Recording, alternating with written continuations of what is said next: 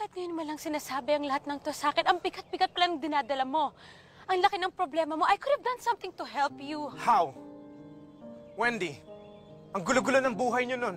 Nagkasakit si Edson, muntik siya mamatay. How? I understand, Ollie. Thank you.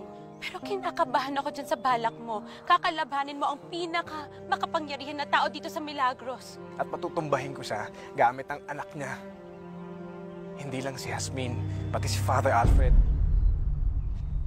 Si Father Alfred? Alam ni Father Alfred lahat ng tungkol sa plano ko. What makes you think na gagawin niya yun? What makes you think na dorin niya ang sarili niyang ama? Pare siya. Magbibingi-bingihan ba siya? Magbubulag-bulagan ba siya kapag nalaman niya yung katotohanan tungkol sa tatay niya? Kung hindi naniniwala ako mabuti siyang tao. Ang problema ko lang, hindi ko siya mapapaniwala. Ayaw niya akong pakinggan. Oliver, you know you're like a brother to me. And I support everything that you do. But this, I don't approve. Kailangan ba talaga saktan mo si Jasmine para lang matupad ang mga plano mo? Ayoko rin naman gawin to kay Jasmine eh.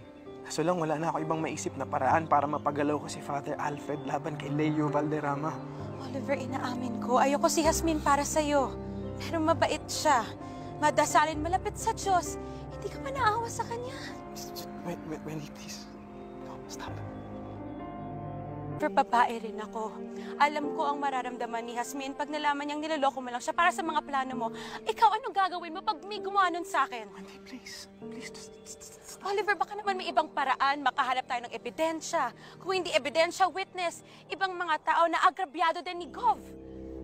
Believe me, I tried. This is crazy. Agnes is crazy. Pumapayag siya sa mga plano mo. Hindi ka ba niya pipigilan? Naiintindihan ako ni Agnes. Naiintindihan ka ni Agnes? Pues naiintindihan ba ni Agnes na dahil pumapayag siya sa mga gusto mo, ikaw ang mapapahamak? Hindi niya ako pinapahamak. Sinusuportahan niya lang ako dahil mahal niya ako. Anong klaseng pagmamahal yun? Hindi ba pumasok sa utak niya na may batas tayong sinusundan na walang sumasaya dahil sa paghihigante? Oliver, I'm so disappointed. Stop! Stop!